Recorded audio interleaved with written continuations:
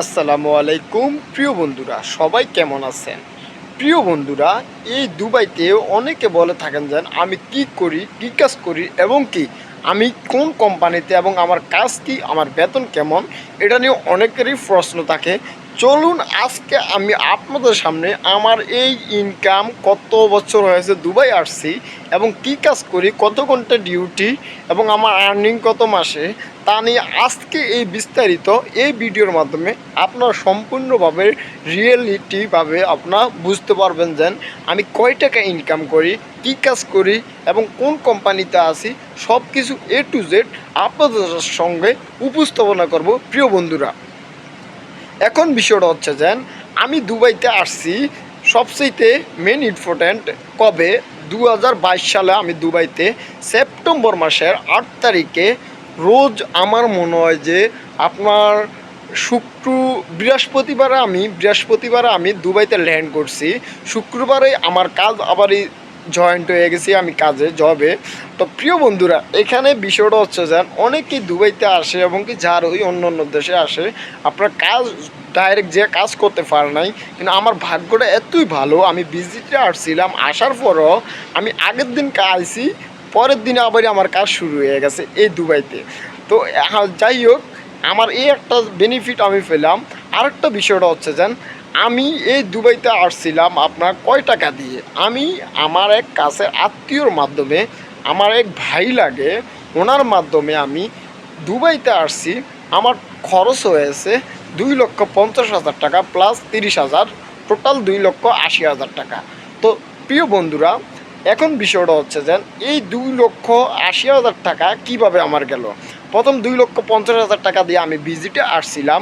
ভিজিটে আসার পর এখন আমি আর ভিসা করতে পারি নাই। তো ভিসা না করার ক্ষেত্রে আমি কয়েকটা ভিসা আমি রিজেক্ট হয়েছি।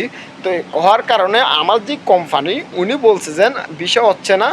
এখন দুবাই স্টেটের যে ভিসাটা, শারজাহ স্টেটের তোমার ভিসা হচ্ছে না শারজাহ সিটিতে, এখন দুবাই স্টেটের তোমার ভিসাটা হওয়ার পসিবল আছে, কিন্তু কিছু টাকা খরচ হবে। আমি বলছি যে তাতে কোনো সমস্যা নাই, টাকা খরচ হোক, কিন্তু আমার ভিসার প্রয়োজন।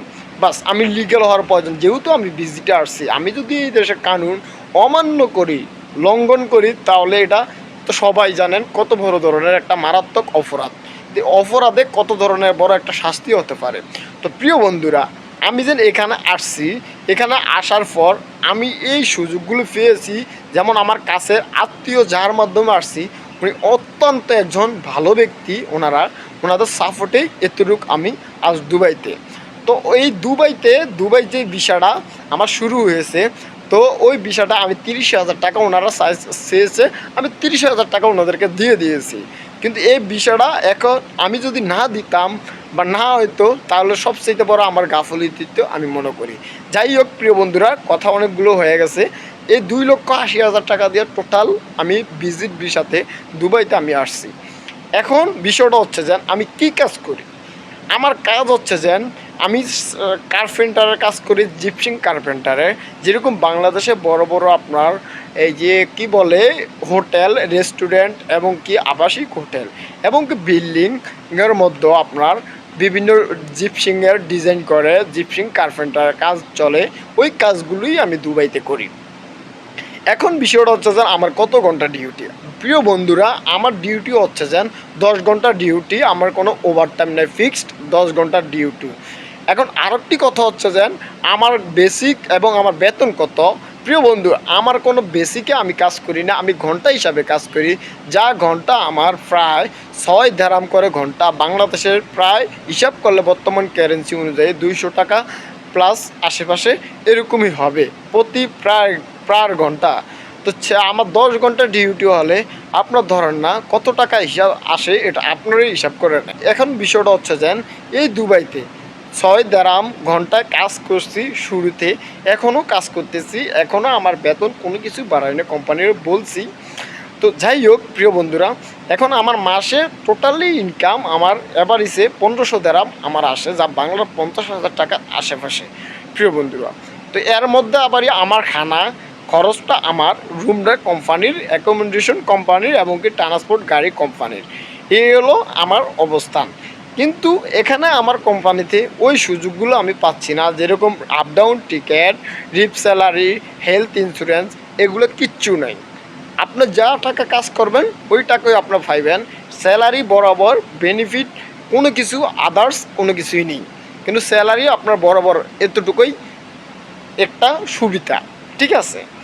তো এখন আমি এই যে আজকে 3 থেকে 4 বছর হয়ে গেছে এখনও কোম্পানি চেঞ্জ করতে পারি নাই বা কিছু করতে পারিনি। এর মেইন কারণটা হচ্ছে যে আপনারা অনেকেই জানেন বাংলাদেশিদের ভিসা ট্রান্সফারটা একবারে টোটালি বন্ধ। তো অনেক ভালো ভালো কোম্পানির জন্য আমি সিলেক্ট হয়েছিলাম, কিন্তু আমার দ্বারাও সম্ভব হচ্ছে না, কারণ বাংলাদেশিদের ভিসা টোটালি বন্ধ। সেই জন্য আমি কিছুই করতে পারতেছি না। যাই হোক, ধৈর্য ধরতে হবে। মুরব্বীদের একটা কথা আছে যেন, এবং কি ইসলামের দৃষ্টিতে একটা কথা আছে যেন, ধৈর্য ধরতে হবে, ধৈর্য ধরলে অবশ্যই সফলতা পাওয়া যাবে। তো এখন বিষয়টা হচ্ছে যে এই হলো আমার অবস্থান, প্রিয় বন্ধুরা। তো সবাই ভালো থাকবেন। আসসালামু আলাইকুম।